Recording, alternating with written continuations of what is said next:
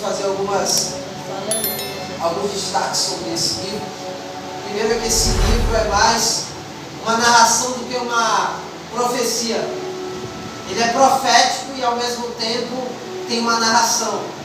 Mas a história de Jonas, o livro de Jonas, é diferente dos livros dos outros profetas. A Bíblia é classificada no Antigo Testamento em Pentateuco, livros históricos, poéticos, proféticos. Os livros proféticos, a maioria deles, os profetas em seus livros, a história está mais relacionada à profecia do que propriamente a história do profeta.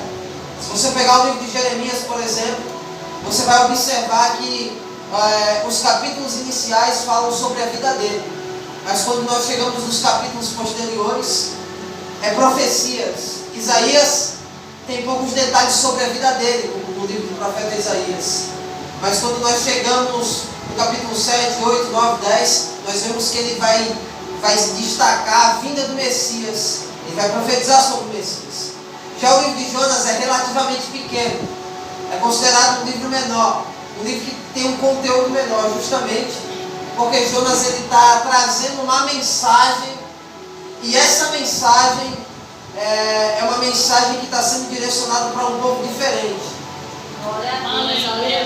Então o livro de Jonas é mais uma narração, está contando a história dele, a desobediência dele, o período que ele fica fora da presença de Deus. Então o livro de Jonas é uma narração e também é uma profecia.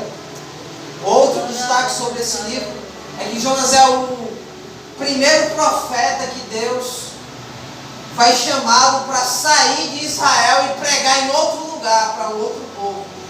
A maioria dos profetas, as suas mensagens eram direcionadas para Israel, para o povo de Israel. E a maioria profetizava em Israel. É claro que existe uma exceção, por exemplo, Daniel está na Babilônia, mas ele profetiza especificamente para o povo de Israel. Ele profetiza para esse povo. Então, Jonas é o primeiro profeta que está saindo de Israel e está sendo chamado por Deus para trazer uma mensagem para um outro povo. Um povo que não era judeu, um povo que era gentil. Por isso que alguns estudiosos consideram esse livro como o livro missionário, o livro de missões. Porque Jonas não é chamado para pregar em Israel. Jonas é chamado para pregar em Nínive, para um povo diferente, para um povo com uma cultura completamente diferente.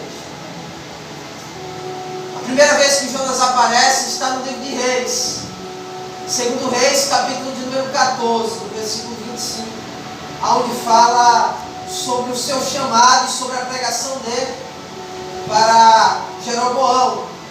1 Reis, capítulo 14, de número 25, versículo de número 25, se não me falha a memória. Vai ser a primeira vez que Jonas vai aparecer.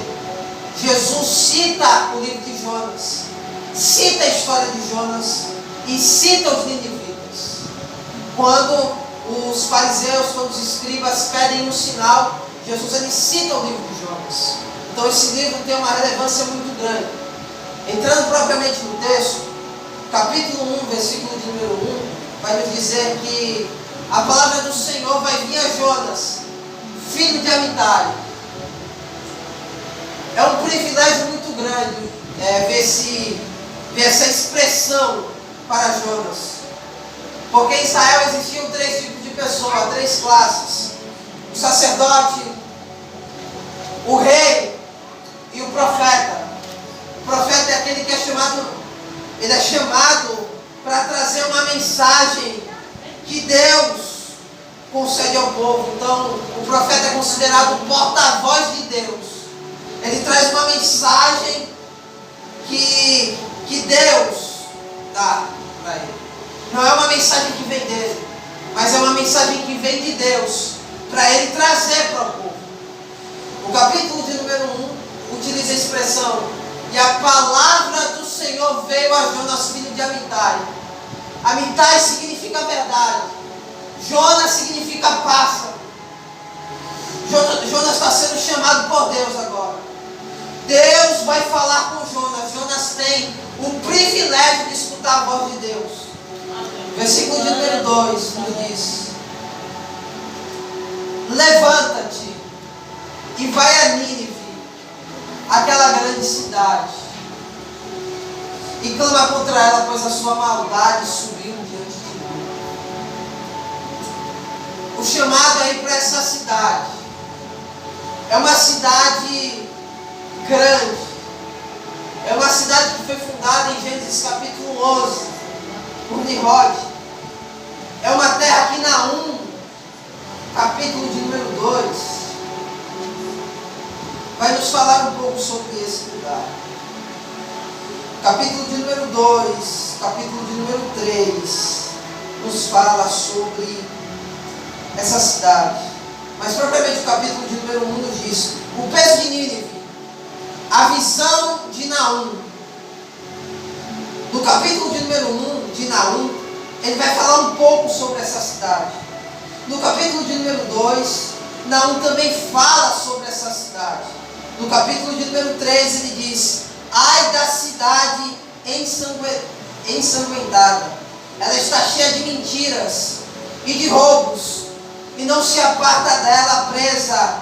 Isso é o profeta Naum, que fala sobre a cidade de Nínive. É uma cidade onde os moradores eram incrédulos.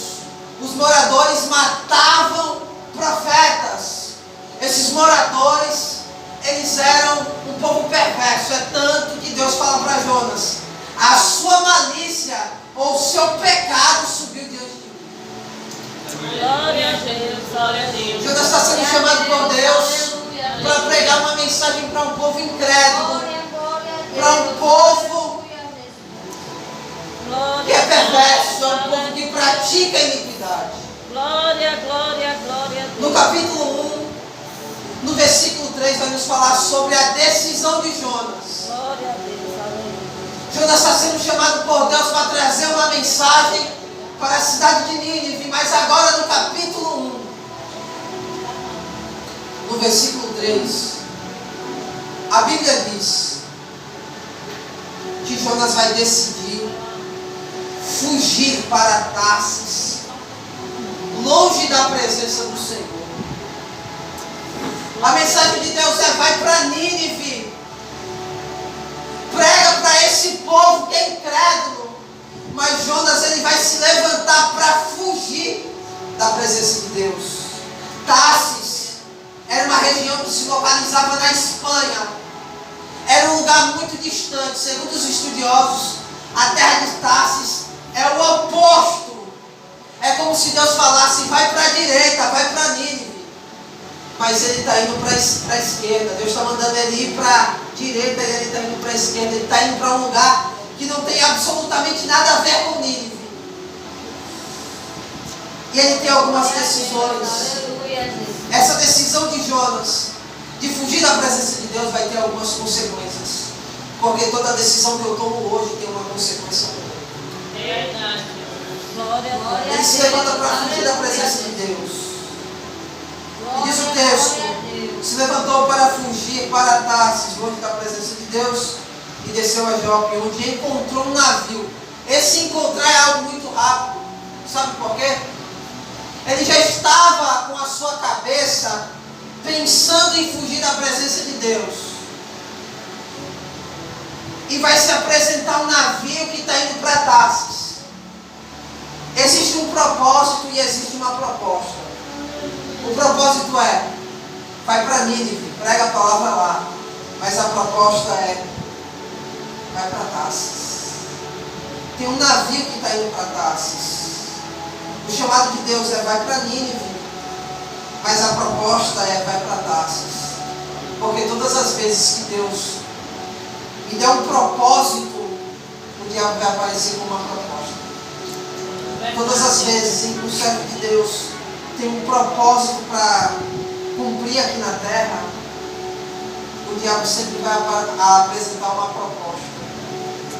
É isso que está acontecendo. Existe uma frase de Billy Graham que ele diz que todas as vezes em que o homem decide fugir da presença de Deus, o diabo já apresenta um barco para o homem navegar longe da presença de Deus.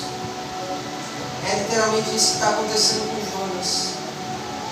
Porque entre o propósito de Deus na vida dele, que é pregar para Nínive, vai vir uma proposta, vai vir um navio que está saindo e está indo para Tarsis. Em vez de Jonas agarrar o propósito e ir para Nínive, ele vai agarrar a proposta e vai fugir da presença de Deus. Glória a Deus. Sabe o que Deus está falando? Aleluia, Jesus. Vai ter momentos em sua vida que a proposta de Satanás vai vir se apresentando para você fugir do propósito. O propósito é você fazer a vontade de Deus, mas a proposta é você sair da vontade de Deus. Glória a Deus. Aleluia. Deus está falando nessa oportunidade. Largue a proposta que o diabo apresentou para você e viva o propósito que Deus estabeleceu. O diabo sempre vai aparecer com propostas.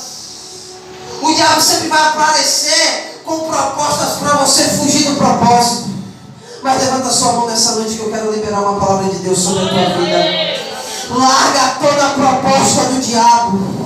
A proposta parece ser boa no início, mas no final vai te afastar da presença. A proposta parece ser boa no início, mas vai te afastar do propósito. Larga a proposta do diabo e viva o propósito de Deus. Satanás falou, tu vai sair do propósito, mas Deus está te dando forças para você permanecer no propósito, para você não fugir do propósito. O propósito sempre vai ser maior do que a proposta. Glória, glória, glória, glória a Deus. Aleluia, glória. O propósito é maior do que a proposta. Glória a Deus. Aleluia. O propósito é maior do que toda a proposta que o diabo for te apresentar. O inimigo ele veio com uma proposta para Jesus. Ei, quando Jesus estava no deserto, jejuando 40 dias e 40 noites, o diabo veio com proposta.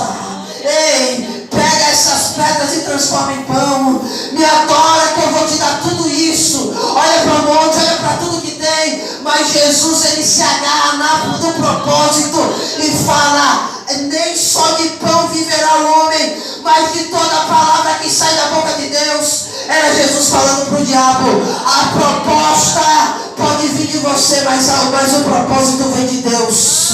Eu vou permanecer no propósito, porque a proposta me mata. Eita, Deus está falando nessa oportunidade. Fica no propósito.